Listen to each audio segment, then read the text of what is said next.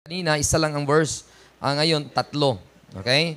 So, unahin natin Philippians chapter 1. No? Philippians chapter 1 in verse number 10. Or number 9 pala. No? 9. Okay? Philippians chapter 1 in verse number 9 hanggang 11. Okay? Yun yung unang main text natin or mga verses. The next that is Thessalonians na po. Pero mamaya na, basahin muna natin itong Philippians chapter 1, verses 9 to 11. Okay, nandyan na po ba kayo? Okay, basahin natin lahat. Ready? Go. And this I pray, that your love may abound yet more and more in knowledge and in all judgment, that you may approve things that are excellent, that you may be sincere and without offense till the day of Christ, being filled with the fruits of righteousness, which are by Jesus Christ, unto the glory and praise of God. So yun pong unang set ng ating main point this morning, or this afternoon, I say. And the second point nating tatalakayin is 1 Thessalonians chapter 4, verse number 1. 1 Thessalonians chapter 4, verse number 1. Okay? So mapansin niyo po ang first point. Then, dito sa second point, kung may napansin kayo, then I think the Holy Spirit ay nagli-lead sa inyo as you read the Bible. Okay, verse 1 hanggang verse 1 lang, verse 1 lang. Okay, ready, go. Furthermore, then we beseech you, brethren, and exhort you by the Lord Jesus, then as you have received of us how you ought to walk and to please God, so you would abound more and more. So, yun yung pangalawang set ng ating point, no? Kanina. So, alam nyo na ang title, More and More. Then, number 10, same chapter. Number 10, same chapter. Okay, the Bible says in 1 Thessalonians 4, verse 10, go. And indeed, you do it toward all the brethren. Wait muna, verse 9 ang simulan natin. Ready, go. But as touching brotherly love, you need not that I write unto you. For ye yourselves are taught of God to love one another. Verse 10. And indeed, ye did it toward all the brethren which are in all Macedonia. And we beseech you, brethren, that you would increase more and more. So, alam natin, mas maraming ani, mas marami. I mean, mas masaya. Yan ang tamang Tagalog. Kung mas marami, mas masaya. Pero dapat quality. Dapat quality. So, ang ibig sabihin nito, hindi pwede masayang lang na nag-ani tayo ng mga bagay, more and more, kasi may mga pag-aani, pag may bunga, ay walang quality, dapat kalidad. So, tatlong bagay ang pag-usapan natin patungkol sa paglago or growth into Christ ay una, balik tayo sa Philippians chapter 1, verse 9.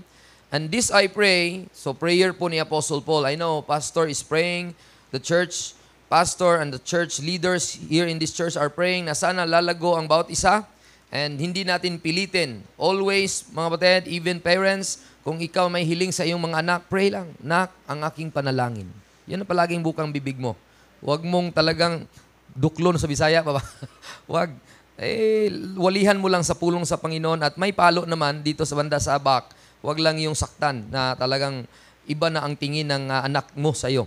No? So, tamang proper discipline dapat. At prayer bilang parents, sabi niya, and this I pray, that your love may abound yet more and more in knowledge and in all judgment. So yun po ang title natin. Hiling natin ng Panginoon ang tulong niya. Panginoon, lumalapit kami sa inyo. Tulungan niyo ako bilang mangangaral sa hapon na ito. Muli, kami ay nagpapasalamat sa mga awit na narinig namin, sa mga fellowship, sa kainan kanina, sa mga ladies, mga men na naging blessing sa church na ito, mga young people at lahat, Lord, nakitaan ko sila na good example. Even ako mismo, pastor, a father, a husband, ay mayroon silang mga virtues, mga galaw, or mga ginagawa na pwede kong gawin din sa aking family at sa church, Panginoon. Thank you, Lord, once again for the great salvation that we ever receive through Christ, your Son. Thank you for His finished work at Calvary.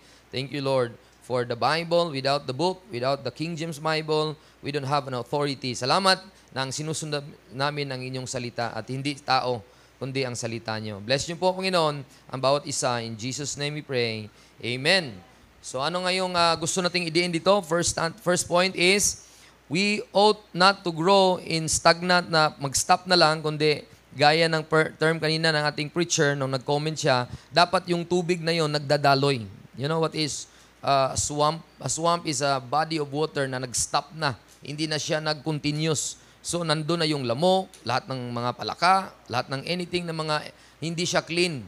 So, if the water ay dapat lagyan mo ng daluyan, ay magpupunta lang siya kung saan siya pupunta, and it's just like the truth. It's just like a knowledge na mula sa Ama, mula sa pastor, mula sa minister, mula sa preacher, dadaloy sa kanyang puso, papunta sa kanyang household, papunta sa household of God sa church. Kanya po? From the heart of the preacher who read the Bible, then until the house, his own house, a family, until dadaloy sa household of God, which is the church. Ganun lang yun. Heart, house, household of God. Tuloy-tuloy lang. Ayaw niya na mag-stop yon. Gusto niya more and more. Ano ang area na first point natin gustong idein doon? In knowledge and in all judgment. Very important po ang knowledge. Foundation po yan, mapatid, ang knowledge. Sabi nga ng Bible na dapat merong foundation ang isang tao. No? Hindi pwede na ikaw tatayo lang na wala kang pundasyon. Gaya lahat ng mga bata dumaan sa 1 plus 1 equals, Jaire, 11? Tulog ang anak ko. No? So, there must be a rule of knowledge. No? Hindi pwede 1 plus 1 equals 11. Ang ibig sabihin doon, there must be a foundation of knowledge. No? And who is that foundation of knowledge? Ang sinabi ko sa inyo kanina, God. Amen? He is the cause ng lahat tayo ay nag-grow in knowledge. God is the pillar of growth. At nakita natin na hindi pwede mag-stop in that area because somewhere in the Bible, many people have knowledge pero limited ang kanang knowledge. I'll give you an example. When this man, Paul, I'll give you Acts chapter 9, verse number 1. Why Paul did a very awful, karumal-dumal na krimen. Si Saul na taga-Tarsos. Bakit? Ang knowledge niya limited. Wala siyang idea about the Christ who rose again from the dead. What he know, ang alam ni Apostle Paul, ang pangalan niya dati si Saul, taga-Tarsus, ang alam lang niya, ako Pariseo. Ang alam ko na si Moises ang aming sinusunod, Torah. Nagbabasa ko ng Biblia, Old Testament. At alam ko na sinugo ako ng Diyos bilang, alam din niya, servant siya ng, akala niya may Panginoon siya. And there was a living knowledge that Saul, look at verse number 1, Saul was concerning unto his death. Who is that person who died? Stephen. So ang idea niya, pag mamatay si Stephen, what an excellent job. I killed a man whom I have abhorred. I don't like people who preach Jesus. So yun yung knowledge niya. Kuha niyo po, yun yung knowledge lang niya. Kaya limited ang knowledge niya because siya ay Pariseo, stock of Israel, anak siya ni Benjamin, linya siya sa 12 tribes of Israel. He is an Hebrew of Hebrew, but that time, he want to kill people, lalo na nagsasabi na si Jesus ay Messiah, King of Israel. He don't like that knowledge. He don't like that idea. Ayaw niya i-retain sa mind na yon. Gusto niya na, I want someone else. Ayaw kong Jesus, anak ni Maria at ni Jose, ayaw ko yon. Kaya pinapatay, kung ikaw magturo ngayon, papatayin ka talaga ni Saul. Kaya one of the reason why Saul went to Damascus, he has a warrant of arrest. Look at verse number 1. Then he was at the time with great persecution against the church at Jerusalem. Then verse number 9. Dito na tayo sa chapter 9 pala. Hindi ako mag-dwell sa chapter 8. Chapter 9. And Saul, yet breathing out threatening and slaughter against the disciples of the Lord, went unto the high priest. So, sino yung unang pinatay niya sa Acts chapter 7? Si Stephen. Dagdagan pa niya kasi ang limited ang knowledge niya, mga kapatid. Kaya gusto niyang mapapatay ang lahat ng tao patungkol sa nangangaral ng Panginoong Hesus. So, he has that warrant and letters from Damascus, from someone else, ng high priest. Pumunta na siya ng Damascus, and if he found any of this way, I'm reading Acts 9 verse 2, whether were men or women, he might bring them bound unto Jerusalem. So ikukulong niya. And as he journeyed, he came near to Damascus, and suddenly there shined round about him a light from heaven. And he fell to the earth and heard a voice saying unto him, Saul, Saul, why persecutest thou me? And he said, Who art thou, Lord? You know, when somebody asks, kung ikaw ang magtatanong, usually, you ask something that you want to know. Di ba? Wala ni isa sa atin na pupunta sa lugar na alam na niya at sabi niya, alamin ka talaga to? Wala akong tanong-tanong. Hindi pwede yun. Dalawa lang ang kwan mo sa modern time. Either magtanong sa gilid, kasi di ba sa daan, or magtanong sa cellphone, sa Google. Ganun lang yun eh. Dalawa lang yun. Either magtanong sa totoong tao or sa technology. Kung hindi ka magtanong, talagang maliligaw ka. Kung sa pride mo lang. So ang sabihin doon, there was a man who encountered the real God of knowledge, Christ, the one who rose again from the dead, nandun sa langit, the one who sit on the throne in heaven, right hand of his Father, the one who is called the Savior of the world, the one who is called Jesus, the one who is called Christ, the one who is called, many people don't believe na God siya. Maraming grupo, mas malaki pa sa atin. Pero this one that I'm talking about ay totoong Diyos, nakaupo sa kanyang trono. At siya ang head of the church, the body, the church. Kahit Gentile and Jew, sa kanyang katawan, siya ang head. Siya yung Kristo na ating wino-worship ngayon. Siya yung Kristo na inawitan natin. Siya yung Kristo na ating pinaglilingkuran. At siya na ngayon ay nangusap ni Apostol Saul na taga-Tarso. Sabi niya, Saul, bakit mo ako sinasaktan? You know, when you will go against the body, you will go against the head. Kaya, i-advance ko na yung preaching sa third point ko. Sa third point kanina. You could say you love God, but you're not loving the people of God. That's not true. You are lying. Yun po ang point na akong gustong idiin. That's lying. Bakit? Si Saul, sabi niya, I love God, I know God, I have a knowledge about God. Sabi niya, no, you are not loving me. You are killing my people. Sabi ni Jesus Christ kay Saul, ha? Sabi naman niya, ha? Iba, Diyos pala ditong kausap ko ngayon. Sabi ni Saul, Lord, who art thou? Sabi niya, I am Jesus. That's the question that very important. Kung ikaw hindi ka paligtas, wala kang idea, when you die today, 100% ba kaluluwa mo, langit? Then if you are not sure, ask Jesus. Ask Jesus in the Bible, when Apostle Paul asked Jesus, sabi niya, who art thou? That's the question of salvation. No? That's the question, a knowledge to know about who Jesus is. I'm glad I know who Jesus is. Amen? At kilala natin siya. And He is good. Yun mo kinanta kanina. And praise God na siya po ang tumawag sa ating Apostle Paul. At sabi niya, ako si Jesus. After he knows the Lord. Kasi by memory, by knowledge, meron siyang idea sa prophecy. May idea siya na may darating na Misaya. May idea siya. Maraming nasulat sa Jeremiah, sa Isaiah, sa Ezekiel. Maraming sinulat sa Salmo. Dami doon sa Psalm. The Lord is my shepherd. Alam niya na may misayang darating na shepherd. Alam niya there is the son that is joy to the Lord, the joy to the world, the Lord is come. Ang kanta na yon para yun sa Israel. Hindi yun para sa ating mga hintil. Alam niyo po ba? Pero pwede niyong kantahin din. May idea na kayo na ang si Kristo dumating. Pero ang una dapat na application doon, para sa Israel yon. The Lord is come to be the King of Israel. Na He will born unto us, a child is born, and a virgin shall conceive. And His son will be called Counselor, Everlasting Father. Alam nila yon, the governor of Israel. Bilang Hudyo, alam niya, limited lang ang knowledge niya. Pero nung nakilala niya si Kristo, so may knowledge na siya, nakuha na niya yung sinabi niya, I am Jesus. Ang next question, tingnan niyo po, Acts chapter 9. Very important po yung knowledge, mga kapatid. Nung nalaman niya, ha? Siya pala si Kristo, siya pala yung napako sa krus, at ako mismo ayaw sa kanya, siya pala yun.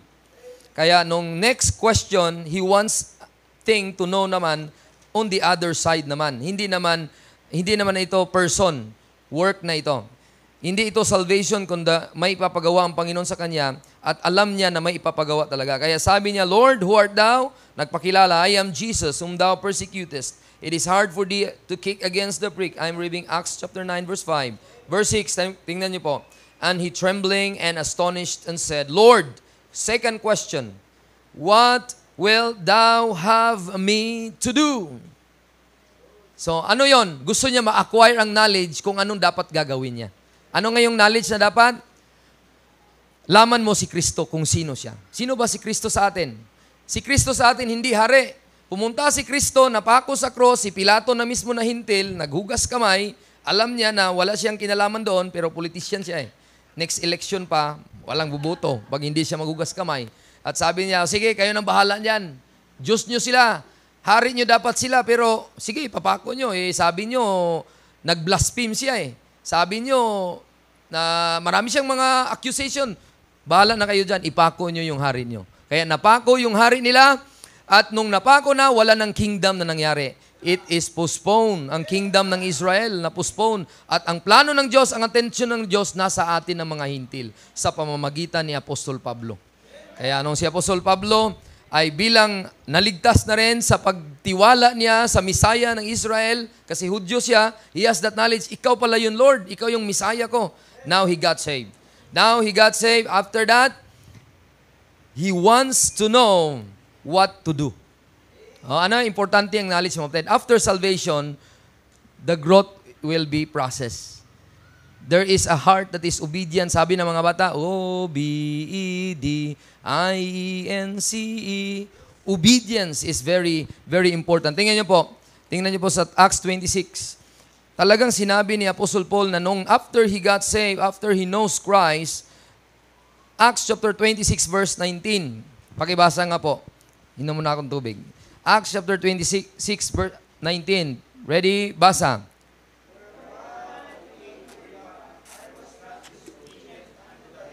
Yun. Hindi siya disobedient. Amen? Kaya perfect ang mga awit kanina. Hindi disobedient. Will you be the one to answer for the call in this 25th anniversary? Sabi ng mga choir member, yes, I'll be the one. You really? Padala ka ni pastor doon. Really? Oh, really? I am one of the people who are like Moses. At sabi ni Lord, I'm not eloquent. Lord, here am I, send them. No, yan ang aking kanta dati. Here am I, send this man. Yun ang talagang kuhan ko, send this man. Ang sabihin doon, marami akong excuses. But if God called you to the ministry, wala ka ng excuses, bro. Wala ka ng excuses. At sabi ni Pablo, ako hindi sumusuway. Kung ano ang sinabi ng Diyos sa langit, sinunod ko. I am not disobedient to that. So, first, the knowledge of salvation. The second, ang more and more niya, is yung service. Okay, kuha niyo po. Filled with all knowledge and understanding, more and more. Yung first point natin. Kaya importante nga kilala mo si Kristo. There is a Christ in the Bible na two-side. Romans chapter 16. Tingnan niyo po. Dapat malaman natin to. I know the preacher, hindi siya nagkulang, but we are so glad, no? Tayo'y sobrang galak pag mabuksan yung tamang mga scripture na para talaga sa atin. At memory of our mind, on our heart, di ba? I know the preacher, the pastor is, hindi po sila nagkulang, pero I will say it this again, na there is a Christ according to the prophecy, there is a Christ according to the mystery, no? There is a Christ according to prophecy and mystery. Unahin mo natin yung prophecy na knowledge natin about kay Kristo. Luke chapter 1 verse 68 to 72. O, yan yung una sa prophecy. Ano bang prophecy? Patungkol ito sa latag na plano ng Diyos na hindi ito tinago, pati ang dyablo alam. Kaya verse number 68 of Luke chapter 1, Blessed be the Lord God of Israel, for He hath visited and redeemed His people, and has raised up an horn of salvation for us in the house of His servant David. For us He spake by the mouth of His holy prophets. Kailan po sinabi niya patungkol kay Kristo? Which had been since the world began. So, kailan ba ang world nagsimula? Of course, nung nandyan ang tao. Of course, nandyan si Adan. Okay? Sino bang unang propeta at nagsasabi patungkol sa kay Kristo? Of course, ang unang propeta ang Diyos. Genesis 3:15. Back to Genesis 3:15. There is a world system na nag-start doon. People started there. At noong time na yon nagkasala ang tao. Then, ang dyablo na ngayon, sayang-saya siya. But there is a prophecy told by God. The first prophet is God in Genesis 3 verse number 15 and said, And I will put enmity between thee and the woman, and between thy seed and her seed. It shall bruise thy head, and thou shalt bruise his heel. So yun yung unang prophecy. At back to Luke chapter 1 na si Kristo ang tinutukoy doon na darating at magligtas sa bayan ng Israel. Ipinangaral ito simula pa ng sanlibutan. Since the world began. So that is the prophecy about Christ. No? Propesya ang tungkol nito. Ang knowledge natin about Christ in the prophecy side na para sa Israel. But, I just said, a while ago na hindi na nangyari ang kaharian na para sa Israel. Ngayon, gira ng gira doon. Pero huwag kayong mag-alala, God is still protecting them. Amen? It's still the people of God, but ang spiritual na attention ng Panginoon, hindi sa kanila, sa atin ng mga hintil. Sa atin ng mga hintil. God sent preacher, missionary, evangelist for us to know the plan of God. Now, the second part of the mystery, or the second part of the message about Christ is mystery. First, prophecy, hayag na hayag, pati ang diablo alam, pero ang prophecy, walang idea ang diablo, mga kapatid. No percentage, zero. Bakit, mga kapatid? Bigay ko sa iyo mamaya ang purpose sa Romans chapter 16, verse number 25. Yun yung babasahin ko sana kanina. Verse 25, now to him that is of power to establish you according to my gospel, and the preaching of Jesus Christ according to the revelation of the mystery which hath kept secret since the world began. Anong kaibahan kanina sa prophecy? Hayag. Revealed ito since the world began. Itong kay Paul na preaching about Christ, sikreto ito. Wala si Adan idea. Wala idea si Noah, si David, si Moses, si Jeremiah. Walang idea. Even si John the Baptist, si Kristo na mismo na may idea, hindi niya sinabi. Kaya po, God respect His law. God respect His timing. Tao nga nagkuha ng secret. Alam niyo po, huwag muna anak, sikrito ito. O, di ba? Huwag muna, Joboy, sikrito ito. Mamaya na lang, sabihin ko. So, tao nga lang yun. Nagpa-practice ng secret. Sa company, hindi pwede mag-disclose ng information. Bakit? Sikreto po ito. Hindi pwede. Privacy sa company. Kaya, Privacy Act. Alam mo ganon? Tao lang, how much more ang Diyos? May Privacy Act ang Panginoon din. Yeah? Agree ka lang doon. Kasi kung hindi ka agree, bahala ka na sa buhay mo. Panginoon yun eh. Amen? So, parang ganun ang rule ng tao, di ba? May Privacy Act. To keep that information intact na walang makakaalam. Ganon din ang Panginoon. God respect His privacy. When Christ came to earth, hindi niya sinabi. Kailan lang sinabi niya? Nung nasa langit na siya. Then after that, sinave niya si Apostle Paul sa Acts chapter 9. Then after that, nagsabi na si Apostle Paul sa sulat niya. Is that the existence of the body of Christ when Christ revealed to Paul? No. The communication will not determine the existence of the body of Christ. Parang boundary lang yan ba? Now, kung ito yung boundary ng Subic at Zambales or Olongapo, kahit na late na ako, nalagpas na kami ni Brother Bernie, nasa Subic na tayo, Brad. Sabi ni Pastor, nakita ko na yung boundary doon eh. O, so layo na kami. Ibig sabihin ba, doon nagsimula dito, nung nalaman namin, hindi po. Dito na, fixed na yung boundary, cross, death, burial, and resurrection of Christ. The body of Christ was created. Then, Christ, our Savior, our risen Lord, pinrich niya Apostle Paul, at minamanifest na ngayon, alam na ng lahat, dapat, pero ang diablo, mabate, tingnan nyo, 1 Corinthians chapter 2, verse number 6, 7, 8, sabi ng Bible, howbeit we speak wisdom then among them that are perfect, yet not the wisdom of this world, nor the princes of this world that are come to naught, but we speak the wisdom of God in a mystery, even the hidden wisdom which God ordained before the world unto our glory. So wala pa ang world before the world eh. May plano na ang Diyos para sa atin. It is conceived in the mind of God na tayo na mga hintil sa 2023, ibuo ng Diyos parte sa katawan ni Kristo.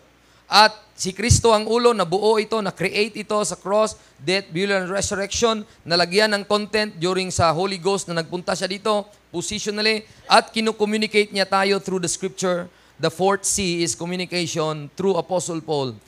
Pero kung alam lang ng diablo ito, verse 8, none of the princes of this world knew. One of the princes, Satan. Kung alam lang niya ito daw, na may power pala tong resurrection ni Kristo, ay hindi na niya ipapako si Kristo. For had he known it, they would not have crucified the Lord of glory. Kaya walang idea si diablo nito. Yung Jesus according sa mystery. No percentage whatsoever. Ang tayo lang, ang gusto ng Panginoon, alam natin, alam ng bawat isa, na malaman natin ang two sides of the cross, two sides of Christ, the prophecy and mystery. Bakit po? Kasi po, kung hindi nyo alam, successful ang diablo, ang gagawin niya ngayon, 2 Corinthians chapter 4 verse 4. 2 Corinthians chapter 4 verse 4. Ito yung gagawin ng diablo. Sabi ng verse 3, but if our gospel be hid, ano bang gospel na tinutukoy natin? Death of Christ, burial of Christ, and the resurrection of Christ. Kung matago yan sa bawat isa, hindi nila alam. Ito yon, it is hid to them that are lost. Verse 4, basahin natin lahat. Go. In whom the God of this world hath blinded the minds of them which believe not, lest the light of the glorious gospel of Christ, who is the image of God, should shine unto them. Kaya ang ginagawa ng dyablo ngayon, di ba, ang ating title, More and More. Gusto niya makilala mo lang si Kristo pagkatapos nung tuldok na uwi ka na sa bahay. Ayaw niya nang mag-worship ka. Ayaw niya na magkakanta ka dito. Ayaw niya na mag-serve ka. Ayaw niya lahat. Okay lang, makilala mo ang Panginoon. After all, wala na. Ayaw niya yun. Ayaw niya pag-aralan ito. Bakit? Ayaw niya maging effective ka sa ministry ng preaching, brad. Ayaw niya. Ayaw niya kayong pa-preaching sa kalye. Ayaw niya kayong mag-house-to-house visitation. Gusto lang niya, makilala mo lang. Pagkatapos, okay na. Okay na yun. Uwi na. Tulog na. No, hindi po. More and more nga ang sinabi, di ba? Filled with all knowledge and judgment, more and more. Yun ang growth. Hindi pwede mag-stop ng isang bunga. Paano pag magkain ka, Sir, Brad, Marlon, tapos gusto siyang kumain din, ay, isa lang bunga pala. Ay, sayang naman. Mas maganda bunga. O, may bunga pa. O, ito. May bunga pa. O, ito. So, gusto nating maganda ang bunga. Amen? Para tayong lahat makinabang. Amen? Hindi lang isang tao, hindi lang si pastor, kundi lahat. Amen? Yun ang goal. Pero ang goal ng dyablo, stop na yan. Huwag na tayong mag-Bible study. Huwag na tayong mag-worship. Huwag na tayong ano pang mga church gathering. Ganun lang, pastor. So, ayaw ng dyablo, pero the Lord wants us to grow in knowledge more and more. Kasi sabi ng dyablo, bubulagan ko kayo. Kasi ayaw ko ang mystery na napahayag na mailatag. Gusto ko itago. Itago sa mga ganitong kaalaman. Nga tayo, ang church, nagsimula sa Matthew 16:18. At ang Baptist, dahil kay John the Baptist. Ano pa? Ang daming mga kaalaman dati, di ba? Na wala tayong idea sa pag-divide the truth of God, rightly divided. Wala tayong idea. Na ito, hindi para to sa akin pala. Akala ko, bring you all the tithes into the storehouse, that there be meat in mine house, and prove me now herewith, and I will open the windows of heaven and pour you out a blessing, that there will be enough room to receive it. Mga ganon. Bigyan mo Panginoon isang kutsara, bigyan ka ng Panginoon isang pala. Pag bigyan mo ng Panginoon isang pala, bibigyan ng Panginoon ng isang dump truck. Ginawa ng Panginoon investor. Ang sabihin doon, prosperity gospel na tuloy. At hindi na i-mention yung curse with a curse. At ang curse with a curse, practical na ang pag-apply. Alam mo yung ganon? Instead, reading the Bible literally, na ang panahon na yon, grace period, grace giving, wala nang percentage, mamatid. Kaya bakit nagkaganito ito? Hindi dahil sa piniga kayo ni pastor at tinakot kayo na pag ikaw hindi magbigay, ma-hospital yung anak mo. Na-hospital si Josiah. Ay, pastor, hindi ka pala nag-tithes. Ganon ang knowledge natin, pastor, di ba? Dati, ganon ang knowledge. Pero ang knowledge ngayon, walang percentage. Lahat. Bakit? Ang mindset ng Panginoon sa grace period, ikaw, ang time mo sa Panginoon, ang body mo sa Panginoon, ang pera mo sa Panginoon, ang iyong skill sa Panginoon, lahat ng mga, the way you sing, sa Panginoon yan, lahat na yon ipagamit mo lang sa Panginoon, accordingly. Pagbigay mo sa iyong asawa ng provisions, pagkainan, sa Panginoon yon, you serve God in that area. Pero may offering ka din. Either you start it in 10, you start it in 20, you start in 30. Depende sa heart mo. As you purpose in your heart, so let you give. Not grudgingly, nor of necessity, for God loveth a cheerful giver. Yun ang dapat na knowledge. More and more. Amen? More and more. Dati, limited lang sa mga law system. Hindi grace, mga kapatid. Kaya tayo, mga kapatid, let's important po ang knowledge because that's the foundation of Christian. Dapat alam natin kung anong dapat tayuan na knowledge. Kasi bulagan tayo ng dyablo, gusto niya na alisin tayo doon sa system ng tamang knowledge, just like the Galatians chapter 2 verse number 21. At sabi niya, I do not frustrate the grace of God, for if righteousness come by the law, then Christ is dead in vain. Kasi ang ginagawa ng mga Galatians, ginakuha nila yung knowledge back to law. Sabi niya, no, frustration sa grace of God yan. Sa panahon nga namatay si Kristo, biyaya na. Ang dapat na knowledge mo, hindi na batas ang makapagligtas, kundi biyaya na. Ginawa ni Kristo ang lahat. Hindi na ginawa mo at kaya mong gawin. Ang ginawa ni Kristo, sapat na yon. Yun yung mga knowledge na gina-rebuke niya sa Corinthians, sa Galatians, lahat na yon, mga kapatid. At yun ang importante ang knowledge. Because there are 3 areas. Paano kung wala kang knowledge? Anong i-reckon mo? Kasi 3 areas ng Christian life eh.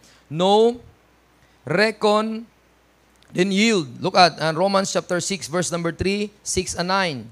Kung wala kang knowledge, paano ka makareckon kung anong dapat? Like, you have a phone, iPhone, 10 pesos pa nga lang, hindi ka makabili ng load, pero ang iyong cellphone, 80,000. Pero wala ka makaload na 100. Imagine mo yun. Ganun ang sosyal eh. Sosyal naman. 80,000 ng phone. May pangtawag ka ba dyan? Ay, wala. Parang hindi makonect eh, no? Cellphone, 80,000, pero wala pang load. So, ganun. Ang mangyari, paano ka makarekon? Kasi hindi niya marekon eh. Ganun, knowledge is very important. How you can reckon if you don't have something that knowledge. Verse number 3, Romans chapter 6, verse 3, know ye not. Ano nga yung term ng knowledge? Ang salitang ugat niya is know. Know, di ba? Kanya po? Know. So, knowing is very important. Bakit? Ano ang knowing dapat dyan? Ready? That so many of us were baptized into Jesus Christ, were baptized into His death. So, ang ibig sabihin nito, hindi ka na dapat magpatuloy sa pagkasalanan or magpakasala ka na lang dahil hindi ka na ikaw. Ang buhay mo si Kristo na. I am crucified with Christ, nevertheless I live, yet not I, but Christ liveth in me, and the life which I now live in the flesh, I live by the faith of the Son of God, who loved me and gave Himself for me. Sino na ngayon ang buhay nga identified sa'yo? Si Kristo na. Sino na ngayong pangalan mo? Patay na yon. The old man is dead. And the new Kurt is alive, that can run to and fro like a horse. Diba, bro? Stay ka lang dyan, no? I know that you are so excited of the Lord, but makita nyo po, a new man is identified with Jesus Christ, baptized into Christ by the gospel. Kasi ang death, yun po yung cleansing, past, present, future, and sins mo. Ang burial, nilublob ka talaga kay Kristo. Yun ang burial. Kasama niya ang paglublob. Kaya nga, mga gang, di ba? Mga fraternity, bago ka kita tanggapin sa aming grupo na gang, baptize ka muna. So, paluin ka, pang! O, ipasa ilalim ka sa kanilang. Paglabas mo doon sa dulo, kasi dito ang mamaluay 10. Paglabas mo dilo, mag-welcome na yun. Welcome, congratulations. Pero patay na yung iba. Di ba? Ganun ang nangyari. So, kuha nyo po, ganun si Jesus Christ ang idea. Nilublob ka kasama ni Kristo, pag angat mo, third day, ni si Kristo na buhay muli, you are now a new person. You have eternal life, you have forgiveness of sin, you are heaven-bound, you have everything that you need. Just reckon it na ikaw na yon. Nasa scripture yon. By virtue of the Bible, just like a man who is a criminal, and I was once to be like that when I try to defend my case. May kaso ako. At yung mga witness talagang nandun na sa gilid at ang abogado ko, nagdala ako ng counter affidavit at sabi ng prosecutor attorney, by virtue of the Philippine law, I now pronounce you not guilty. Oh, imagine mo, sayang-saya ko pag sinabing not guilty. Bakit? Na-realize ko, ako pala ang nanalo. Just like the sin that will put us to hell. When Christ that you have, nagtiwala ka, then sabi na, by virtue of 1 Corinthians 15, by virtue of Ephesians chapter 1, verse 13, I now pronounce you a saved person, a heaven-bound. By virtue of the preaching of the cross that He died, buried, and rose again, now you are a child of God by faith in Christ Jesus. Hindi sa law, hindi in Moses' law, kasi sabi ng Romans chapter 10, Christ is the end of the law for righteousness to everyone that believeth. For Moses described the righteousness which is of the law, if a man do it, those things, do it. So may element of work. Pero sa atin lang nga panahon, walang element of work. He that believeth and not doing work, the righteousness will impute unto us. Na tayo ay righteous, holy, justified, lahat ng application na para dapat sa atin na applied na. And that is, i-reckon mo na lang. Oh, there is knowledge. Alam mo na may load ka, then i-reckon mo. Kasi 80,000 ang cellphone. Tapos may load. Saya-saya mo na yung load ako. Hindi makatawag na ako. Papa Marlon. Oh, okay, anak ko. Bakit? Mag-asawa na ako. Sabi ni anak, hindi pa ako makarekon. Bakit? I do not know if you have a money in the bank that can eat your... Hindi ka nga ikaw makakain sa Jollibee ko lang mag-isa. Nangungutang ka pa. Sabi ni Papa, hindi ko ma-recon, wala akong knowledge. So, show me the knowledge so I could reckon. Then after that, the first point is knowledge. Then reckon. Then number 3 is Romans chapter 6, verse 9. Romans chapter 6, verse number... ang reckon po is verse 11, Romans 6:11. Now likewise reckon. Kung anong nasa iyo, i-reckon mo nga, yun na yun talaga. That you yourselves are dead indeed unto sin, but alive unto God through Jesus Christ our Lord. Kaya ang gagawin mo ngayon, i-yield mo ang sarili mo. Verse 16. Know you not that to whom you yield yourselves servants to obey, his servants you are to whom you obey, whether sin unto death or obedience unto righteousness. 3 areas sa knowledge. Alamin mo kung sino ka kay Kristo. Marami tayong alam kung patungkol kay Kristo. Dami dito, mga kapatid. No, those blessings that we receive are eternal, instantaneous. Those blessings ay hindi based sa ating ginawa. For by grace are you saved through faith, not of yourselves, hindi sa ating merit. It is the gift of God, all those blessings na tanggap natin kay Kristo. And all those truths na dapat natin alamin kung sino si Kristo sa atin, ang dami mga kapatid. Filled with all knowledge, I could say it to you and you could memorize or wrote it, that Christ become the believer's hope. Colossians 1 verse number 27. Siya ang hope natin at alam natin na siyang nag-antay sa langit. And the believers now becomes Christ's possession. Siya na ang pinaka-greatest possession ever have. Kahit wala tayong pambili ng kotse or anything, bahay na malaki, mag-ara, si Kristo na sa atin, okay na, Pastor. Rodel, ha? Kahit wala tayong doctorate, reverend, wala. Si Kristo na sa atin, okay na. He is the greatest possession ever we receive. Romans 8 verse 9. Number 3, the believer becomes God's building.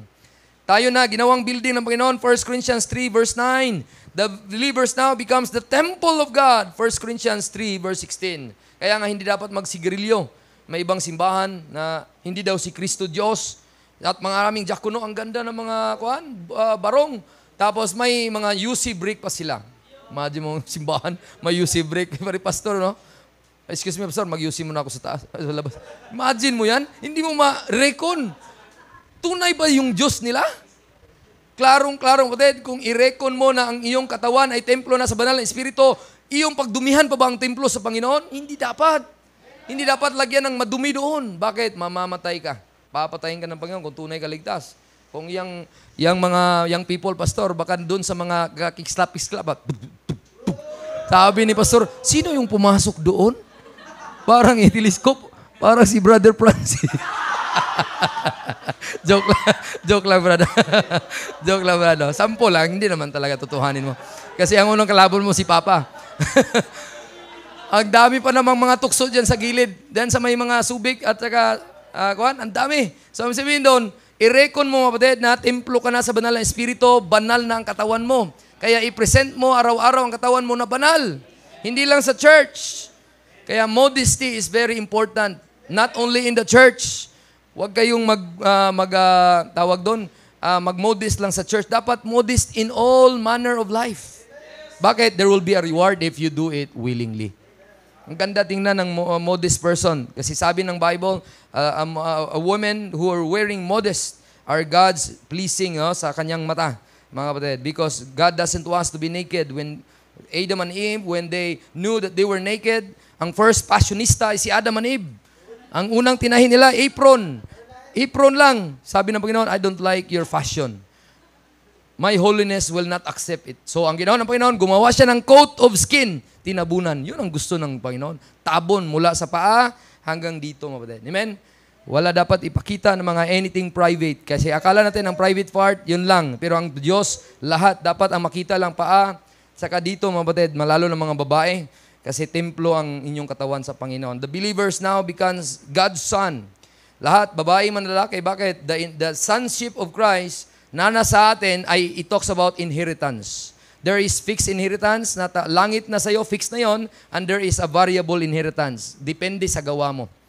Kung motibo mo tama, si Kristo palagi, hindi yung nahiya ka lang kay pastor, nahiya ka lang sa iyong brethren, masusunog yung inheritance na yon.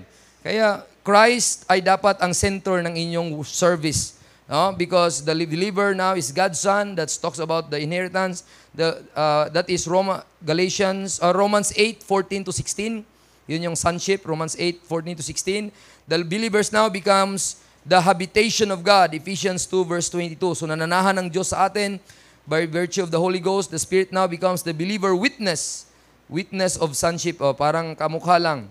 Now, who is the believer in Christ? Ano ang nakuha ng mga believer?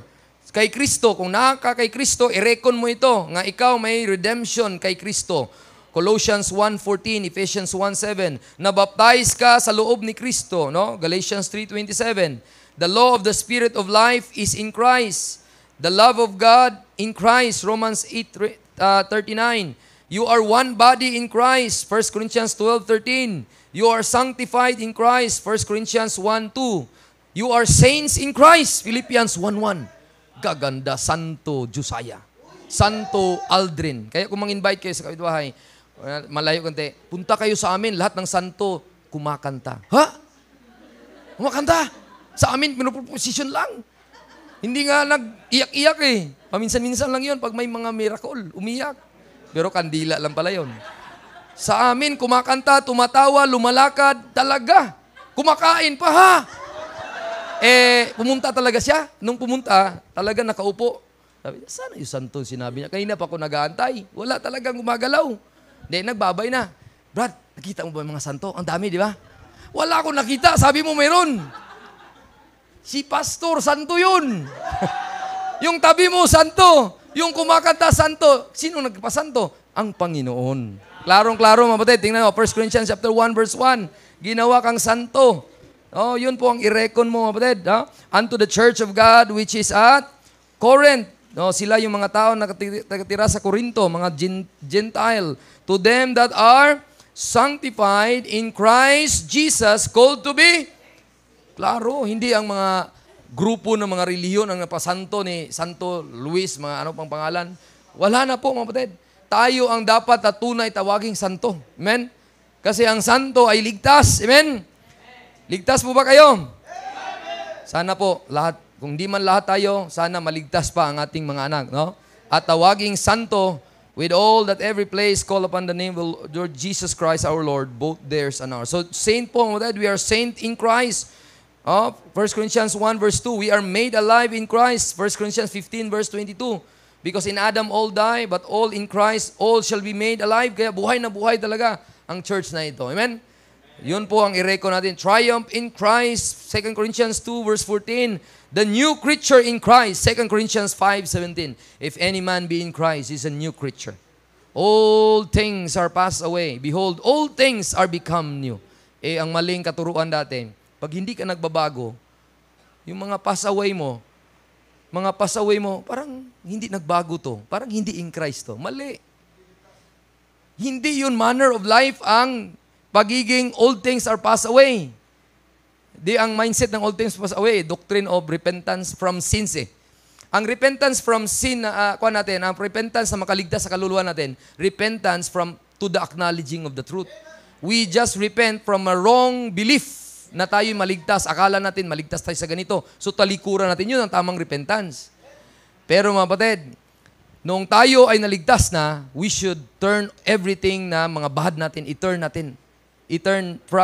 from that area of evil, bad, i-turn natin into good. Bakit, mapatid? Anong sabi ng binasa natin, mapatid? Sa yung new creature, ang tamang interpretation yan, tayo'y hintil dati. Tayo'y walang pag-asa dati. Tayo'y stranghero dati. Tayo ay walang posisyon kay Kristo dati. Tayo ay hindi membro ni Kristo dati. Tayong walang-wala talaga dati. Pero ngayon na kay Kristo, lahat ng kayamanan nasa atin. Yun ang old things are passed away. Na tayo walang Diyos, hindi tinuli, walang stranger from the Commonwealth of Israel, yun ang posisyon na tayo yun. Pero ngayon, we have now Christ, we have near to the cross, we have one body, we have eternal life, everything is possessed natin ngayon. New creature ang tawag doon, model. So ang manner of life, mamaya na po sa third application natin. So ito yung mga knowledge na dapat i-reckon natin, ang dami. Hindi na mabilang, ibigay ko na lang. I know na may copy si Preacher Josiah at Pastor ko nito. Kung believer's identity lang, we are crucified with Christ. Galatians 2:20. We are dead with Christ, Colossians 2:20. We are buried with Christ, Colossians 2:12. We are quickened with Christ, Colossians 2:12 din. Alive with Christ, Colossians 2:13. Hid with Christ, tinago na ng tayong Panginoon, kaya hindi tayo mahanap ng dyablo kung saan man tayo nakalagay, sa Panginoon na. Hindi na makahanap ang dyablo kahit sino man, kaya ma-assure tayo, pag mamatay tayo, alam na natin ang patanguhan natin. Nakabook na tayo sa ticket sa langit. Hid na tayo doon. Amen? The seat is already reserved. We are seated already in the heavenly places. Paid by Christ. Hindi Philippine Airline, brada. Kundi, that is Christ's possession na ibinigay sa atin, na tayo ay nakaupo kasama niya, tinago kasama niya. Then one day, we are also presently joint heir with Christ. Romans 8:17. Tingnan niyo po. Romans 8 verse number 17. Kung meron kang knowledge na ganito, madami kang marekon. Halimbawa na lang ito, Romans 8:17. Basahin natin lahat. Ang ganda ng mga knowledge nito. Ang ganda. Tingnan mo yung application sa verse 18. Verse 17, ready, go. And if children, then heirs. So tagapagmana, heirs of God, and joint heirs with Christ. If so be that we suffer with Him, that we may also be glorified together. Tingnan niyo po. Sir, ikaw si Henry C., ako si ordinaryong tao. Bibigyan mo ako ng kapangyarihan na ako ang may-ari din sa SM. Pagsabi ko, ay, what a joy. Napunta ko sa SM, kuha na lang, hala, dito naman, pili ko, ipapa ko si joint heir ko, tagapagmana ko si Kuani. Ito, ihatid ko sa bahay yan. Yan, ihatid, pili na lang. Bakit? Lahat ng nasa iyo, sa akin. Nun ka, knowledge, grabe ka, power ang knowledge. Kaya, grabe, ang ganda. Lord, thank you. Hindi naman dapat ako karapat-dapat sa langit, pero sa grace mo, taga-langit na ako. You get what you do not deserve. Lord, dapat ako impyerno, but because of your mercy, not of my righteousness, I'm saved. But your mercy is great. By the washing of regeneration and renewing of the Holy Ghost, dapat matanggap ko ang dapat ko matanggap, pero hindi ko nakuha. Impyerno. Mercy ang sagot. So, kuha niyo po ang ganda, mapatid. Ganda ang kuhan. Ngayon, ang pag-recon at yield doon sa verse 18. Kaya kung alam mo ang knowledge na ikaw ay sobrang yaman, mayaman ka pa sa lahat ng mayaman sa mundo, verse 18, tingnan mo. For I reckon that the sufferings of this present time are not worthy to be compared with the glory that shall be revealed in us. Bahala na ang bigas ay ubos na doon sa lagayan. Honey, wala na tayong bigas. Smile pa rin. Oh.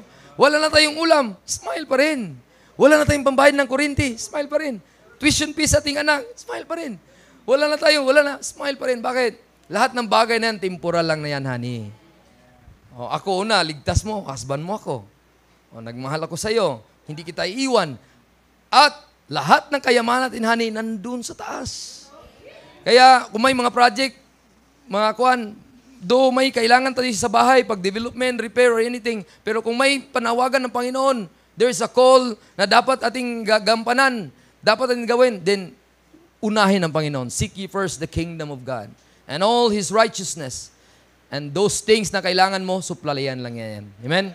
Unahin ng Panginoon, mapatid. Unahin natin ng Panginoon. Bakit, mapatid? Walang i-compare yan sa mga glory nga matanggap pa natin. So, kuhan niyo mo, knowledge is very important. Kung wala kang knowledge, hindi ka maka-yield. Hindi ka smiling. Dahil puno ka ng problema. Ano ba yun? May problema? Na mukha mo. Ang dami kang kuan. Mga ganon. Stress na.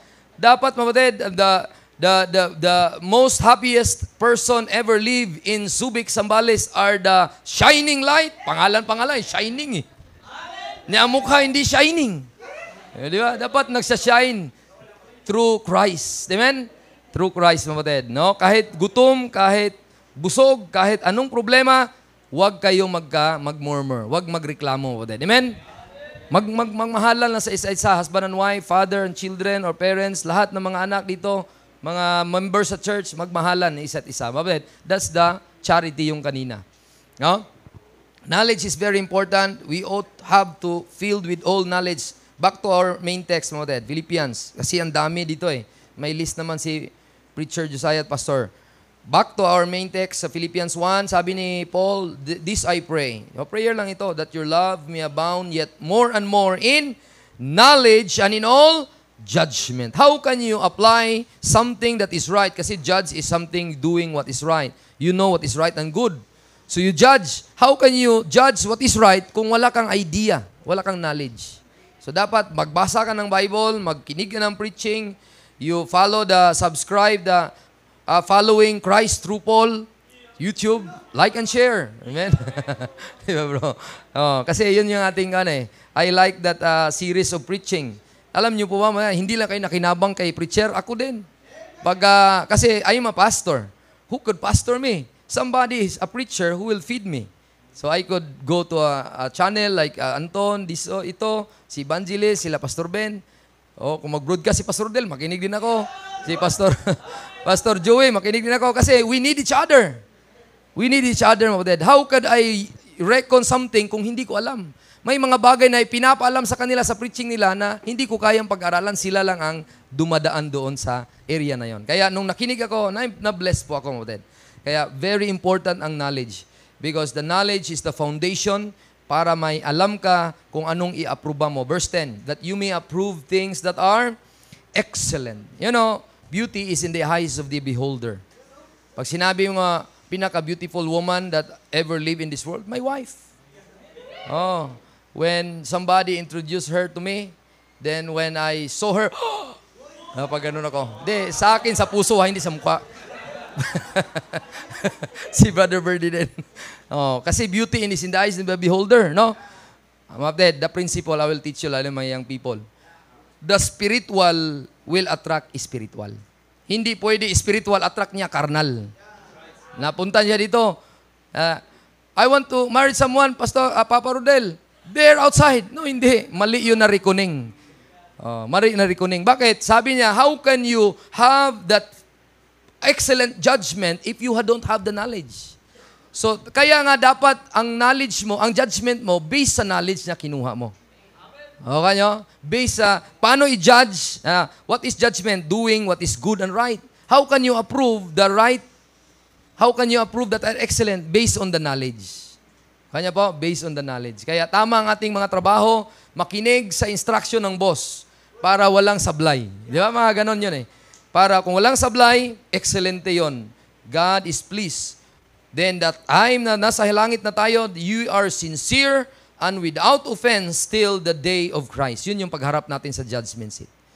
Okay? Bilang mother, bilang father, bilang parent, bilang wife, bilang children, dating ang panahon, i-judge kayo ng Panginoon kung saved kayo. At sabi nyo, bakit mo ginawa ito? May alam ka na sa Bible, sinabi na ng preacher. Kung may alam ka, yun ang i-apply mo. Diba? I-approve mo. So, knowledge, more and more. Fruitful. What a blessing. Amen? Growing in knowledge, more and more. The second part, mga kapatid, kasi I know na sa inyong excited na kayong mag-apply, uwi na kayo. Pastor, uwi na ako, mag-apply na ako sa mga preaching. Meron pang dalawa. Huwag mo na, okay? 1 Thessalonians chapter 4. Patapos na tayo sa first point, mga kapatid. More and more in knowledge. Okay? At maraming mga blessing na knowledge. Ang list doon sa sinabi ko, na mga kuhan, I know si Pastor may copy doon. All the spiritual blessing na natanggap ng isang tao, ura mismo na siya ay nagtiwala. Ang daming listahan, mga kapatid. Ngayon naman, let's know God more and more and please Him. Verse number 1, furthermore, then we beseech you, brethren, and exhort you by the Lord Jesus, that as you receive of us how you ought to walk and to please God. So after all those knowledge na natanggap mo, hindi ka mag-stop na parang stagnant water, na mag-stop ka lang sa mga doktrina. Kung kailan nag-start ang katawan ni Kristo, kung sino si Kristo, Diyos, i-prove ko sa iyo na Sunday tayo mag-worship. Hindi Sabado. Mga ganun mga knowledge. I-prove ko sa iyo na ganito, ganyan. Maraming mga knowledge ganun, no? Hindi ka dapat mag-stop doon sa mga debate-debate. Dapat, hindi ka mag-stop, magbabasa ng Bible, knowing who God is. When you read the Genesis chapter 1, you will be blessed with a stage in the area of Jethro. At nakita mo sa Genesis chapter 1, there is God. Only one character is there. Di ba? Mga Jethro, mga stage play. Madami sila, di ba? Madami. Pero in Genesis chapter 1, when you read the Bible, say, Lord, I want to see you there. Then God said, let there be light. Then there was light. Imagine mo yun? Ganun ka. Pag Genesis chapter 1 pa lang, mamangha ka na. Parang manood ka ng isang malaking entablado. Ha? Biglang lumitaw ang liwanag. Ha? Biglang ganito. Then sabi niya, He divided, and God is the right divider. He divided the light and the day. And He divided the male and the female. Oh, maraming division. He divided the one who will rule on the day, the sun, the one who will rule on the night, the moon. So God is a right divider. Alam natin, wow, what a God. So Genesis 1 pa lang. Now, you come Genesis chapter 2. Genesis chapter 3. Genesis chapter 4. Pag Genesis chapter 5, 6, ang dami namang pangalan nito. Nakakabagot, iba-ibang spelling. Pero kapatid, look God in every chapter of the Bible. Amen? Look who God is in every chapter of the Bible. Because God is the center of everything. Christ. You know, ang sentro ng Bible, si Kristo. Si Kristo, kapatid. Kaya, find the Lord, find Christ. You know, sabi nga nila, geographically speaking, Jerusalem, Brother Bernie, is the center of the world map. And within Jerusalem, may templo doon. Ang center doon sa templo ay yung Holy of Holies. At doon sa Holy of Holies, may Ark of the Covenant. At doon sa Ark of the Covenant, pagbukas mo, ayun yung mga tablet na sinulat ni Moses. So the center of the location of the world is Jerusalem. At sa center of Jerusalem, doon sa templo. At doon sa templo na yun, merong Bible, merong Torah, merong words of God. So ang ibig sabihin pala, ang the center of the world is the Word of God. O, ganun ang sabi nila sa mga studies. Pero mga batid, I'll prove to you, you could Google it out. The center of the Bible is Psalm 118 verse 8. Tingnan niyo po. Genesis chapter 1 hanggang Revelation chapter 21, ang pinakasentro doon sa lahat ng words, kasi ilang sentence construction or ilang words po, letters ang King James Bible. So ang center sa buo ng Bible natin is even. Pag even, bro, hindi mo malagay na isang word ang center. Dapat dalawa. Even siya, hindi odd numbers. So even siya. Kaya dalawa dapat ang center na words. Tingnan niyo po verse 8. Basahin natin lahat. Ready, go. It is better to trust in the Lord than to put confidence in man. Yan ang center verse sa Bible. Genesis chapter 1 hanggang Revelation. Pero ano ang center sa sentence na yan? The Lord. Yun ang center. So, kung makuha mo yung knowledge na yan, you could please God more and more. Sabi, Lord, grabe pala kamangha ng iyong salita. Grabe ka pala ka-powerful, Lord, na even the heaven, when you created it, walang makasabi ng measure ito. Walang makasabi kung gaano kalawak ang measure ng earth. Walang makasabi kung gaano ka-vast ang sun. Ang movement na while you are sitting, I'm preaching, the heart is beating, the kidney is working, the lungs is pumping air. Lahat ng brain nyo nagagalaw. Ang daming lahat ng organ nyo gumagalaw. Yun ang Diyos natin. Yun ang Diyos natin. Kamangha-mangha. He is a great God. Sabi ng kanta, ladies and gentlemen, may I have your attention? I want to introduce to you, in this corner with the good and the right, stands a champion robed in white. His height exceeds the heaven, his weight outweighs the world. His reach reaches everywhere, his ages evermore. Ito yung Diyos. He is higher than the highest, greater than the great. No one could take His crown away. He is more mighty than the mightiest. He reigns from above. He is the old-time, undisputed, undefeated champion of love. Ganon ang Diyos natin. The champion. Wala nang makatalo.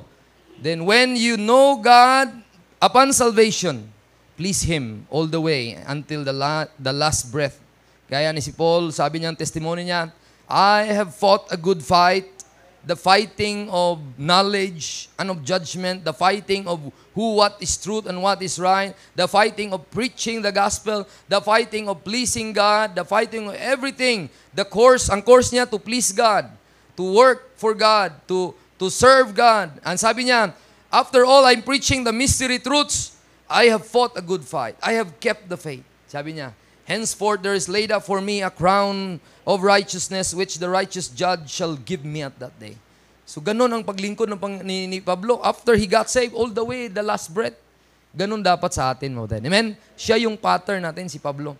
The moment na nakilala mo Panginoon, huwag kang titigil na magmahal sa Kanya. Amen? Please God, please Him more and more, mga kapatid. Amen? More about Jesus in His Word. More of His kingdom will assure. More of His fullness see. More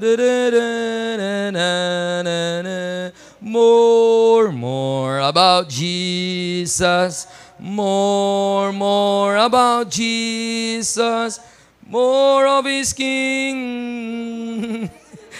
More of His love who died for me. So, yun ang gusto ng Panginoon. Na dapat ang maalala nila si Kristo palagi. Amen? Hindi ang buhay mo, dapat ma-please siya sa buhay mo. Dapat, mapatid, let's go to the third and the last. Mapatid, yes, I know God. Yes, I read the Bible and know about Him, everything about His plan, about His will, no? About whatever things, mapatid, the will of God, when you know Him and doing it, malhappy siya. Yeah? Husband, love your wives because it is fitting in the Lord. Wives, anong sabi ng Colossians chapter 3, verse number 20? Sabi ng Bible, children mo na, wives, submit yourselves unto your own husband. It is fit in the Lord. Fit in the Lord. No? Kasi fitting yon. Hindi pwede talagang suitable yon kung mag-obey ka. Husband, love your wives and be not bitter against them. Huwag kang ampalaya sa iyong asawang babae. Kasi ang ampalaya ay bitter, di ba? Dapat ikaw ay, Goldilocks or red ribbon. No, be not bitter against them. Mga husband, huwag kayong pait sa inyong asawa. But be a sweet to you. Parang, I have a hard time applying it. You know, I'm preaching to myself. Children, sabi ng asawa ko, sige, preach ka, sarili mo. Children, obey your parents in all things, for this is well-pleasing unto the Lord. Bakit masaya ang Panginoon? He is pleased, mga children, kasi nag-obey ka. Please God more and more. Amen? Then, by obedience, God is so happy, God is well-pleased. At sabi niya, I'm thankful for that child. He is obedient to his father. Fathers, provoke not your children to anger, lest they be discouraged. Servants, obey in all things your master according to the flesh, not with eye service. Hindi yung pagkakuan, nag-Facebook, may customer. Wala si boss, bahala ka dyan. Ganon, hindi pwede. Dapat, kung anong totoong trabaho mo, gagawin mo. Amen? At talagang cellphone, iiwan mo yan at dapat hindi, focus ka sa trabaho mo.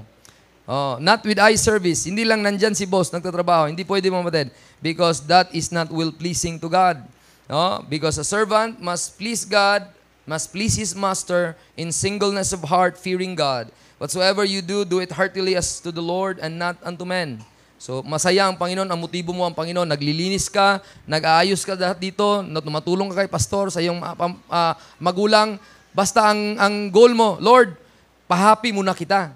Kung pa-happy kita, of course, happy yung magulang ko. Happy yung mga brethren ko. So, ang goal mo, as to the Lord and not unto men. That is pleasing God. But he that doeth wrong shall receive of the wrong which he done, and there is no respect of person. Last but not the least, yung 1 Thessalonians chapter 4, verse number 10. Number 1, more and more in knowledge and in all judgment. Number 2, more and more in pleasing God and walking with Him more and more. And not last but not the least, what area that will abound and more sa ating fruitful life, life that growing in the area of loving each other. Verse number 9, 1 Thessalonians chapter 4. But as touching brotherly love, ye need not that I write unto you.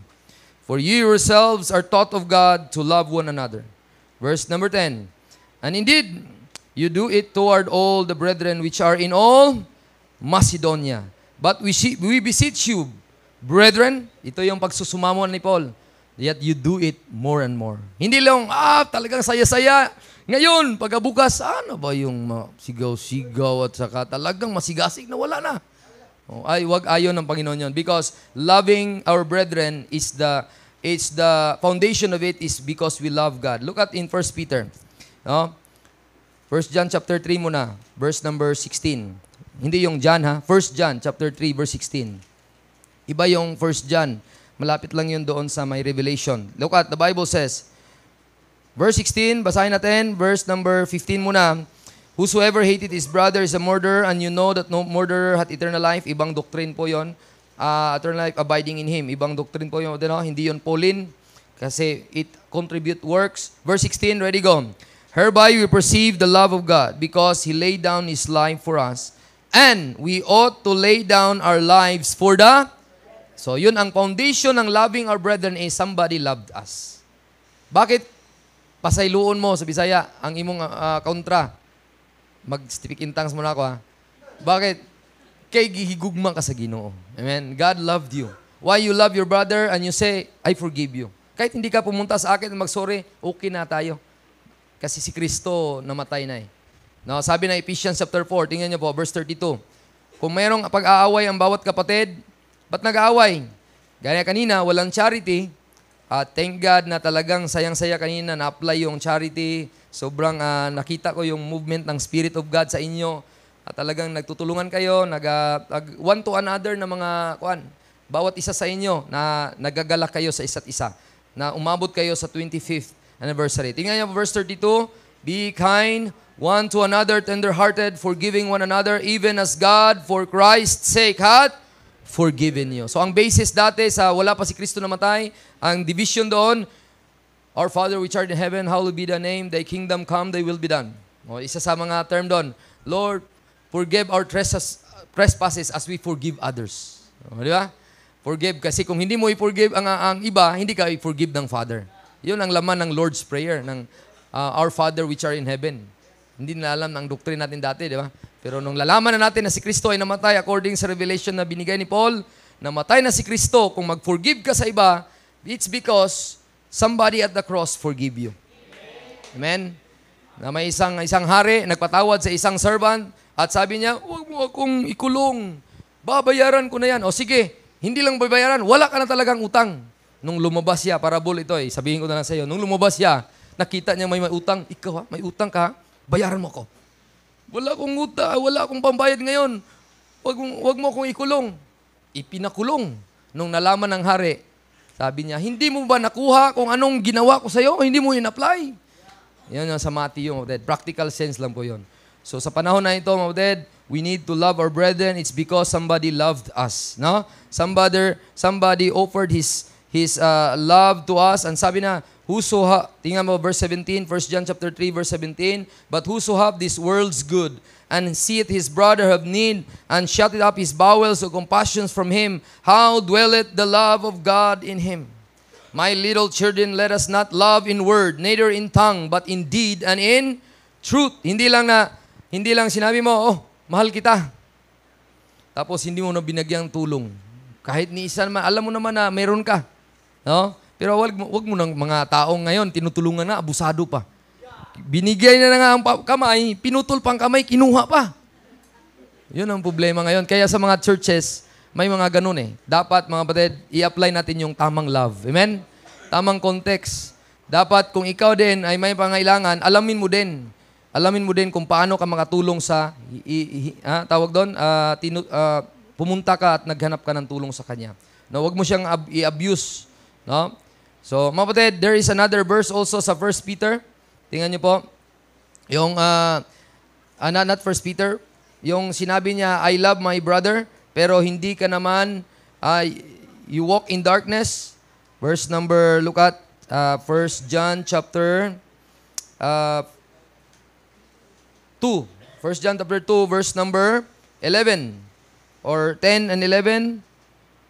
Okay, sabi ng Bible, he that loveth his brother abideth in the light, and there is none occasion of stumbling in him. But he that hateth his brother is in darkness.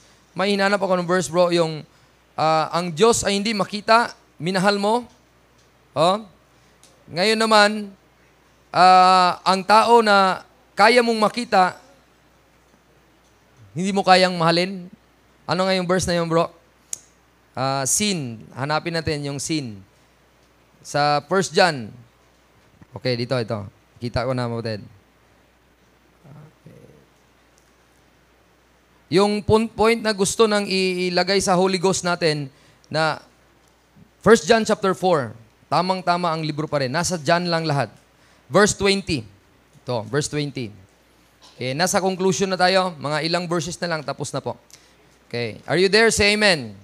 Sabi niya, yes, ang point natin, we please God. We love God more and more. Pero sabi ng verse, basahin natin, if a man say, I love God.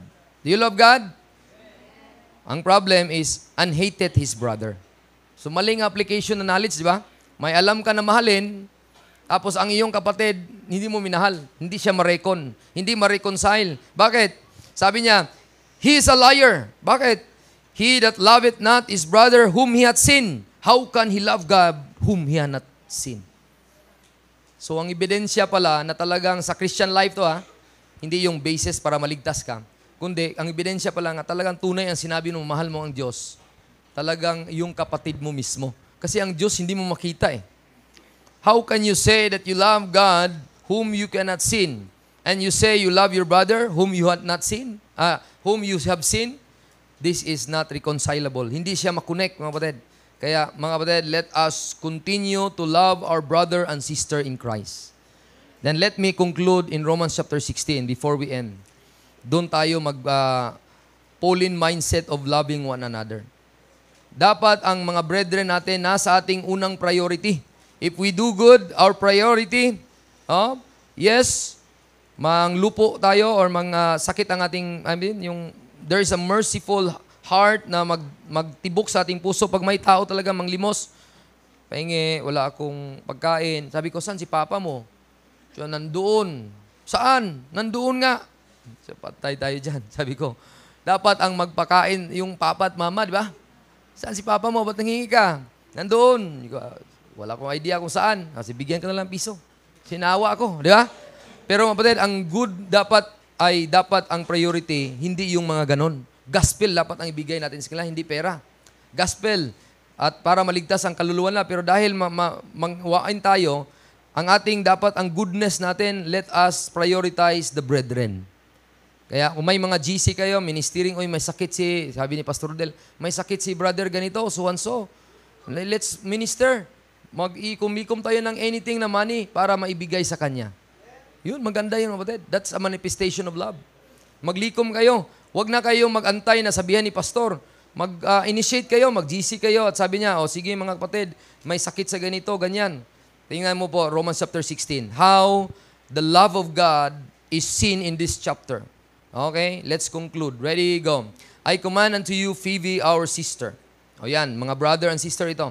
Which is a servant of the church, which is at Cenchrea. Ano ang ginawa niya? Anong love of God na ipinakita sa kanya at pinakita niya din sa kanyang kapatid? Tingnan niyo po. That you reserve her in the Lord. So, nagbisit si Apostol Pablo na yung isang church dun sa Rome, Roman to tanggapin niyo siya. Bakit? As become its saints, lanto siya, anak siya ng Panginoon. Yun ang qualification, no?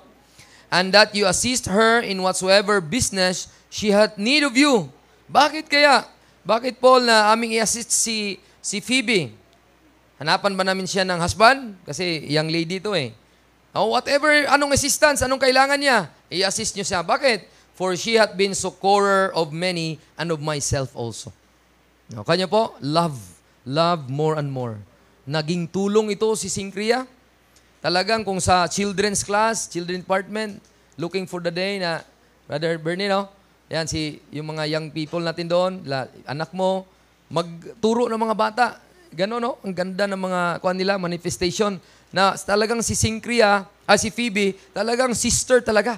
Sa young people, kayong mga sister ng mga young people, be Phoebe in your family, in your church. Continue to show that love. Amen? Be a helper, be a succorer, be an assistant. Assistant is biblical. You assist someone. Nag-a-assist ka nga sa iyong mga amigo. Amigo, yung mga kaibigan na hindi sa church Sa Panginoon pa. Amen? May bisita tayo, i-assist mo si Kwan. Ganon ang love mo then. Verse 3, greet Priscilla, Aquila, my helpers in Christ. So helping lang is love. Verse 4, ano pang ginawa niya? Hindi lang beyond helping pa. Who have for my life laid down their own necks. Grabe, hanggang kamatayan to, Paul. Kung wala na akong makuha sa pera, pangkuhan lang sa kailangan mo sa ministry, Paul, itong liig ko. Mamatay na lang ako para matulungan na lang kita. Ganon ka-love ni Priscilla Aquila si Paul. Ganon sacrifice yun, love. lay down their necks, unto whom I give thanks to God. Thank you for this couple. Hindi sila nag-aaway. 1 month tayo, bilhan tayo ni Jaco si Pastor Paul. Ha? Di ba nag-diet ka? Bibilhan natin, wag kang kakain. Oh, 1 month sila. Si Paul ni Apostle, itpasyal natin. Sabi ni Priscilla Aquila, si Paul na Apostle, papuntahin natin sa ganito. Ayan. Ano bang mga ministerial ni Priscilla Aquila? 1 mind sila palagi. That's love. That's love. Hindi sila nag-aaway, mapatid. Pag ministry na pag-usapan, pag Panginoon ang pag-usapan, wala nang away yon. Wala nang debate yon. Sa Panginoon na yan eh. Amen? Para sa Panginoon at para sa kanyang kapatid. Kaya, verse 5. Likewise, greet the church that is in their house. Oh, ang bahay pinagamit pa. Para sa Bible study. Para sa gathering. Para sa bisita. Kaya halimbawa, mag-Bible conference si Pastor Rodel. Mga kapatid, si Pastor Ben at mga kasamahan ay gustong magpunta dito at mag-Bible conference. Handa mo ba bukas ang inyong bahay? Bahala ka na, Pastor, ikaw lang. No, ang mangyari doon, hindi yung love. Di ba, Pastor Rodel? Hindi yung love kasi ang bahay pinagamit nga ni Priscilla Aquila. Hindi lang ilang liig ang kanyang handang isakripisyo, pati bahay. Kahit na aircon yan, alis kami sa aircon na yan at ibang matulog, bisita. That is love. Yun ang ginasabi ni Priscilla Aquila. Salute, my beloved Epinetos. Kung hindi nyo alam pronunciation, just say it confidently. Hindi ko alam eh. No? Epinetos, who is the purpose of Achaia unto Christ. What a blessing. Amen? Great Mary, verse 6, who bestowed much. Grabe, ang dami. More and more, no? Much labor. Ha? Sabi ni husband, nandyan ka pa, nag-practice ka pa ng choir. Ang tagal mo naman dyan. Di ang gawin mo para hindi ka pagsabihin ng husband mo, mag-practice ka ng choir, saingan mo ng masarap na pagkain. Bigyan mo ng anong klaseng mga paborito ng husband mo. Pag sinabing, asan ka na? Dito pa ako na-practice. May pagkain na dyan. Meron na lahat yan. Nalaban ko na lahat. Mga ganon. Oh, ay, very good. Sabi ni wife, sige, stay ka lang dyan sa ministry. Oh, sabi ni husband, kasi galing siya sa trabaho eh. Halimbawa lang. So that is bestowing much labor on us. Bakit? Mga babae ito eh. Greet Mary ito eh. Marami siyang inassist kay Paul. Verse 7, salute Andronicus and Junia, my kinsman, my fellow prisoner, who are not of the among the apostle, who will also work Christ before me. Klarong-klaro. No? Na may body of Christ before Paul. Greet Amplias, my beloved in the Lord. Salute Urbain, our helper in Christ. And Sintaichi, my beloved. Salute Apelles, approved in Christ. Salute them which are Aristobulus' household. Salute Herodion, my kinsman. Greet them that are of the household of Narcissus, which are in the Lord. Salute Tryphena, Sirot, Tryposa, and labor in the Lord. And salute beloved Persis, who labored much in the Lord. Grabe ang pleasing niya sa Panginoon. No? By pleasing the Lord, by helping the brethren, loving the brethren. Salute Rufus, chosen in the Lord, and his mother, and mine. Oh, what a blessing. Si Rufus pala may kapatid. Sino? Si Apostle Paul. Tama ba, Preacher Josiah? Baka nagkamali ako. Si Rufus, kapatid ni Paul. Kasi sabi niya sa Rufus, and his mother, and mine, my mother. So, mother ni Rufus, mother din ni Paul. So, something like that. No? Salute Asyncriticus. Di ko alam kung ano yan. Ligon, Hermas, Patrubas, Hermes, and the brethren which are with them. Verse 15, salute Pilulugus. Bahala na kayo dyan. And Julia, Nereus, hindi ko makuha ang aking dila. And Sister Olympas, and all the saints which are with them. Ang kaganda. Ang pagsama lang sa kasakapatiran, love na yon. Which are with them. Oh? Salute one another with a holy kiss. The churches of Christ salute you. Now, ito yung mga hindi nag-love sa brethren. Verse 17, now I beseech you, brethren, mark them which court divisions and offenses contrary to the doctrine which you have learned, and avoid them, for they are such serve not our Lord Jesus, but their own belly, and by good words and fair speeches deceive the hearts of the simple. Punta ako sa anniversary kasi masarap ang pagkain. Oh. Di ba, masarap. Punta ako doon kasi may beach party. O punta ako dito kasi may ganito, gadiring. Pupunta lang kasi may mga activity. Pero pag mga natural Sunday, parang walang pagkain doon. Wala. So, ang sabihin doon, hindi dapat ganon. Ang love mo, Moted, either may pagkain or wala, may mga happy moments or wala, go there because of the Word of God. Go there to please God. Go there because you are obeying God. And mga kapatid, don't be like those men na hindi sila naging blessing kay Paul. Hindi sila nagmahal. Mga kapatid, loving each other, it's because somebody loved us. Amen? The Christ that died loved us so much. Kaya, nag-please tayo sa Panginoon. Saan nakikuha natin yon? Knowledge. Knowledge, the Bible. The God of the Bible and the people around us. So, 3 areas, mga kapatid, nakita natin. The Bible, the God that we have, and the people that believe in that book. We will love it more and more. Please God more and more. Love the brethren more and more. Read this book more and more. Amen? Let's pray. Lord, thank you. Without that reminder, hindi namin kayang mag-grow.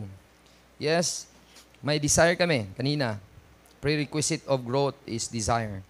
Pero, paano kung mag-desire kami, tapos gaya ng dati kami, natagpuan namin yung preacher na ang kanyang tinuturo ay not according to mystery.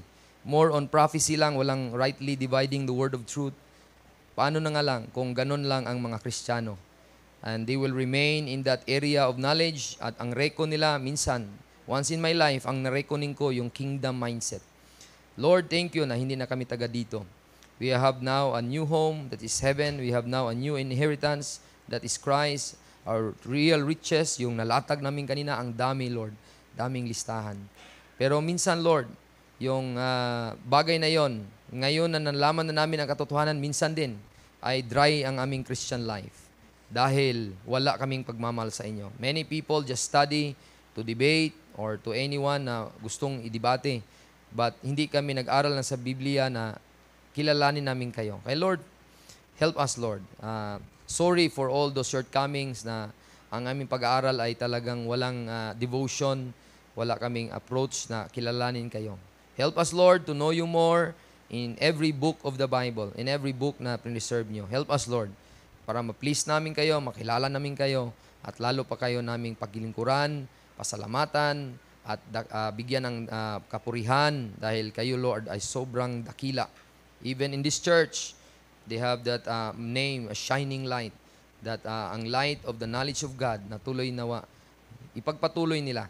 Lord, bless nyo po ang aming desire din to grow in the area of loving our brethren, our sister and brother here in this church, and even our church din sa Birian, at lahat ng churches of like faith. Lord, tulungan nyo nawa kami, magkaisa kami, magmahalan kami, manalanginan kami, magbigayan, magsuportaan, at dapat, Lord, na iwasan namin yung magsiraan, Lord, or whatever it is.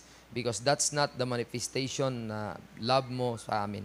Hindi nyo kami sinaktan, bagkos tinulungan pa, binigyan ng biyaya at awa. Ganun din sa aming mga kapatid. Help us, Lord, na itong church na ito, mag-grow sila more and more in knowledge, in pleasing you, and in loving the brethren. And all these things we pray in Jesus' name. Amen. Preacher.